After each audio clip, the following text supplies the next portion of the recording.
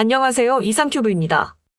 미국이 인도네시아가 개발 부담금을 낸 한국형 전투기 KF-21 사업에 기술 유출 우려를 피력했다는 주장이 나왔습니다. 인도네시아 매체 카로사투클릭은 지난 1일에 미국이 자국의 전투기 제작 기술이 인도네시아의 손에 넘어가는 것을 원치 않아 인도네시아의 공동 개발을 시기하고 있다라고 보도했습니다. 설명하는 것보다는 인도네시아 언론이 보도한 기사를 살펴보겠습니다. 인도네시아가 KF-21 보라매 전투기를 제작하려고 합니다. KF-21 보라매가 개발되면 인도네시아는 자체 전투기를 제작할 수 있습니다. KF-21은 인도네시아가 방위 장비를 자급자족하는 이정표가 될 것입니다. 그러나 KF-21 보라매를 만들기 위해 인도네시아는 고군분투하고 있습니다. 인도네시아는 KF-21 개발 분담금을 2차례나 체납한 것으로 알려졌습니다. 알려진 바와 같이 인도네시아는 이 프로젝트에 자금을 조달하기 위해 한국에 약 20조 루피아를 예치해야 합니다. KF-21에 대한 인도네시아의 분담금 납부 지연은 당시 인도네시아가 프로젝트를 떠나려 한다는 신호가 되었습니다. 그러나 한국과 인도네시아가 KF-21의 분담금 지불에 대한 새로운 합의에 이르자 이러한 걱정은 없어졌습니다. 한국의 코리아 헤럴드는 얼마 전에 인도네시아가 KF-21 보라매를 분할 지불할 것이라고 보도했습니다. 또한 KF-21의 분담금 지급에는 한국이 인도네시아에서 현물을 받을 수 있는 거래가 포함되어 있습니다. 인도네시아는 2026년까지 앞으로 5년 동안 KF-21 분담금을 지불할 것입니다. 이 일이 일어나기 전에 미국은 KF-21을 공동개발 중인 인도네시아 엔지니어들을 무시했습니다. 미국의 본심은 전투기 제조 기술이 인도네시아의 손에 넘어가는 것을 원하지 않습니다. 한국항공우주산업의 한 엔지니어는 솔직히 인도네시아 대표단은 KF-X 기술과 연구의 많은 부분, 특히 미국 기술에 관련된 부분에 대한 접근이 금지됐다고 말했습니다. 미국은 인도네시아가 한국과 함께 공동 생산에 나설 경우 미국의 핵심 기술이 유출될 가능성이 높아 공동 개발을 꺼리는 분위기입니다. 미국은 인도네시아의 기술 유출 감시를 위해 직접 카이의 담당자를 파견할 정도로 보안을 유지해왔습니다. 카이의 엔지니어는 카이 본사에 파견된 미국 엔지니어들은 미국의 핵심 기술들이 인도네시아 기술자들에게 유출될 가능성에 민감한 게 사실이라고 말했습니다. 이러한 미국의 인도네시아에 대한 기술 유출에 대한 감시 때문에 인도네시아는 KF-21의 공동 개발에 대해 의문을 품어왔습니다. 카이의 엔지니어는 인도네시아가 KF-X 개발 비용의 5분의 1을 제공했다는 점을 감안하면 인도네시아의 엔지니어들이 공동 프로그램을 통해 기술적 접근에 불편함을 느낄 수 있다는 점에서 일리가 있다라고 말했습니다. 또한 KF-21이 개발되더라도 미국은 인도네시아에 분노할 것입니다. KF-21이 최신 전투기여서 미국의 F-35 시장에 피해를 줄 수 있다는 점에 미국은 분노하고 있습니다. 이제 미국은 인도네시아의 KF-21 보라매 프로젝트를 방해하려 할 것입니다. 2021년 12월 27일에 아시아타임스는 인도네시아 정부가 KF-21과 관련해 미국의 압박을 받고 있다고 보도했습니다. 인도네시아 국방부 대변인도 미국이 KF-21 프로젝트에 중대한 제한을 가해 인도네시아가 KF-21 프로젝트 중단을 암시했다고 덧붙였습니다. 이제 인도네시아의 KF-21도 러시아의 수호이 35처럼 미국에 의해 요격될 것인가? 단지 시간이 말해줄 것입니다. 이상이 기사의 전문이었습니다. 참고로 기사의 마지막에 인도네시아의 KF-21 전투기도 러시아의 수호이 35처럼 미국에 의해 요격될 것인가라는 말은 최근에 인도네시아가 러시아로부터 수호이 35를 구입하려 하자 미국이 적대 세력 제재 대응법 발동을 경고하여 인도네시아는 러시아로부터 수호이 35 전투기의 구입을 중단시킨 적이 있습니다. 미국이 인도네시아의 KF-21에 대한 기술 유출을 우려하고 있다는 말은 작년에도 지속적으로 나왔습니다.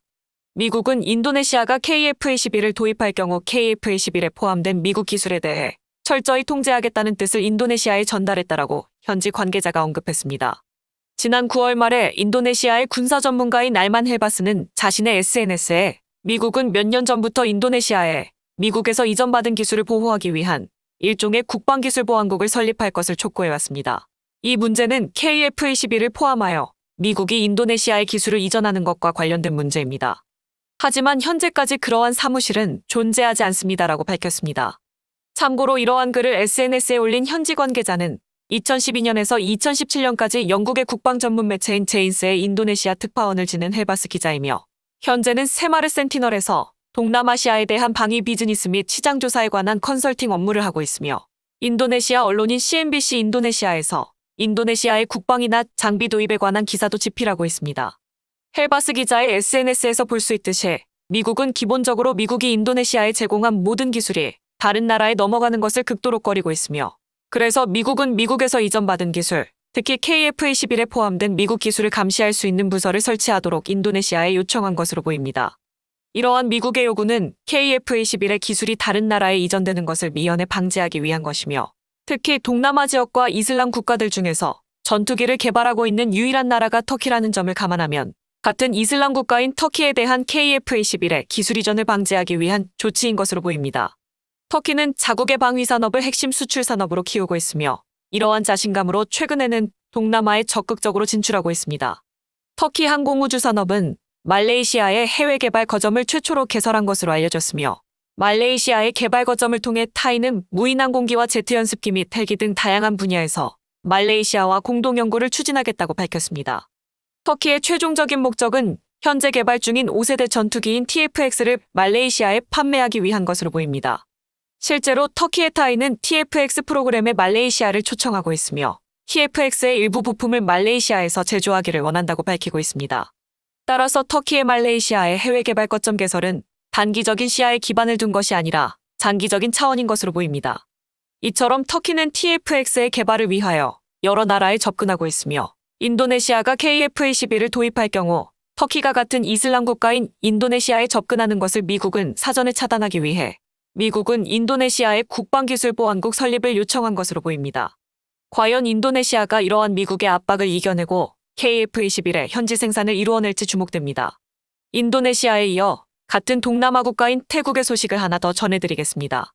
태국 해군은 중고도를 장시간 비행할 수 있는 무인항공기를 도입하기 위해 경쟁 입찰을 실시한다고 발표했으며 후보로는 이스라엘의 헤론 TP과 헤르메스 900 및 중국의 익룡2, 미국의 MQ-9이 도입 후보로 거론되고 있는 것으로 알려졌습니다. 태국 해군은 해상 감시 및 전술적 임무 강화와 지원을 위한 중고도를 장시간 비행할 수 있는 무인항공기 타입의 UAV 4개를 취득하기 위해 경쟁 입찰을 발표하고 본 프로그램의 예산은 39억 6천만 바트로 이스라엘 항공우주산업의 헤론 TP와 LB 시스템즈의 헤르메스 900, 중국 항공공업 집단 유항공사의 익룡2, 미국 제너럴 아토믹스의 MQ-9이 도입 후보로 거론되고 있습니다. 도입 후보가 태국 해군의 입찰에 참여하겠다는 의사를 밝힌 것은 아니지만 거론되는 후보들은 상당히 흥미로운 면모를 보이고 있습니다. 태국 공군과 태국 육군은 이스라엘제 도미네이터 세대, 오비타 4대, 헤르메스 450 4대, 서처 7대와 미국제 RQ-11 12대, 자국산 르타파 유원 17대를 이미 운용 중이며 태국 육군은 중국 업체와 계약을 체결하여 서처를 대체하기 위한 자국산 UAV 개발에 착수 중에 있습니다. 지금까지의 관계나 실적을 보면 이스라엘의 헤론 TP와 헤르메스 900이 우위에 있을 것이지만 태국군의 무기 공급국으로 떠오르고 있는 중국의 익룡2도 얕잡아 볼 수 없는 존재라고 할 수 있을 것입니다. 특히 흥미로운 것은 미국의 MQ-9 시가디언이 도입 후보로 거론되고 있다는 점에서 성능적으로 이스라엘제나 중국산 UAV와 충분히 경쟁하지만 태국의 39억 6천만 바트의 예산으로는 MQ-9을 단 한 대도 도입하지 못할 가능성이 큽니다.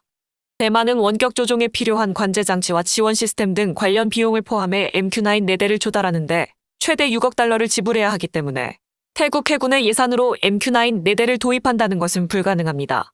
2035년까지 MQ-9 300대 이상을 퇴역시키는 미 공군에서 중고기를 끌고 온다면 39억 6천만 바트로 MQ-9 4대를 도입하는 것도 가능하지만 미 의회는 미 공군의 중고 MQ-9의 수출을 막고 있어 애매모호한 상황입니다.